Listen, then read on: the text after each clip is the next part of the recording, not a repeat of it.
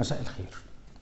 طبعا احنا اتكلمنا في اخر فيديو عن الحادثة الأقصر، والإشكالية الأولى اللي احنا اتكلمنا عنها الخاصة بمنظومة التوقعات في المجتمع.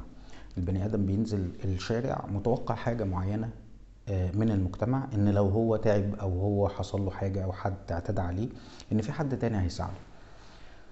فإشكالية الحاجات اللي زي دي أو الحوادث اللي زي دي إن هي بتطلع لنا صورة معينة، صورة تغير بيحصل في المجتمع بصورة أو بأخرى. الناس اللي ما شاركتش، الناس اللي قعدت تتفرج، الناس اللي كانت بتصور وما إلى ذلك.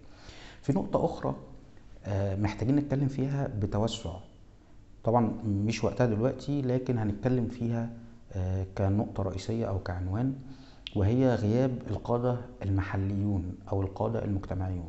القادة المحليون تعرفهم في العلوم الاجتماعية أو في الأنثروبولوجي، هم الناس اللي بيفرزهم المجتمع بصورة أو بأخرى لكي يقودوا هذا المجتمع ويحلوا مشاكل الناس، والناس تتبعهم بصورة أو بأخرى، أو الناس تسمع كلامهم، أو الناس تتبع أوامرهم، أو الناس تكون مقتنعة إن هؤلاء القادة المحليون قادرين على حلحلة الأمور جوه المجتمع وتحقيق استقرار معين في المجتمع كشكل من أشكال الضبط الاجتماعي جوه المجتمع. طبعا الضبط الاجتماعي ليه أشكال كتير وليه أدوات كتير وليه حاجات كتير، لكن القادة المحليون هم أحد أدوات الضبط الاجتماعي جوه المجتمع. فالمجتمع بيفرز القادة المحليون دول علشان يحافظ على تماسكه ويحافظ على الاستقرار والأمن داخل المجتمع. طبعا من الوهلة الأولى كده، المكان اللي حصل فيه هذا الاعتداء مفيش قائد محلي ممكن أو قائد مجتمعي ممكن يكون كان موجود في هذا المكان، أو ممكن يكون في أذهان الناس في هذا المكان.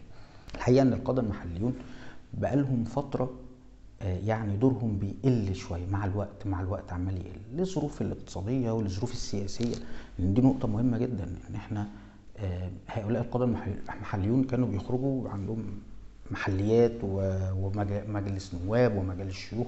هؤلاء الناس كانت الناس بتنتخبهم بصورة أو بأخرى، كانوا بيخرجوا إلى العلن بيحلوا مشاكل الناس وما إلى ذلك. طبعا مش كل الناس اللي بتخرج في التمثيل النيابي هم كلهم قادة محليون، لكن القادة المحليون كانوا موجودين جوه هذه المجالس.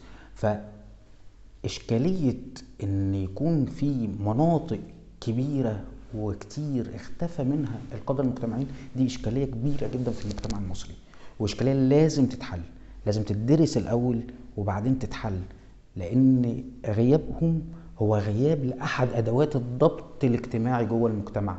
ففي حالات زي دي أو في حالات زي الفوضى أو أيا كان، القادة المجتمعيون هم السبيل الوحيد للحلحلة جوه المجتمع أو جوه أي مجتمع أيا كان.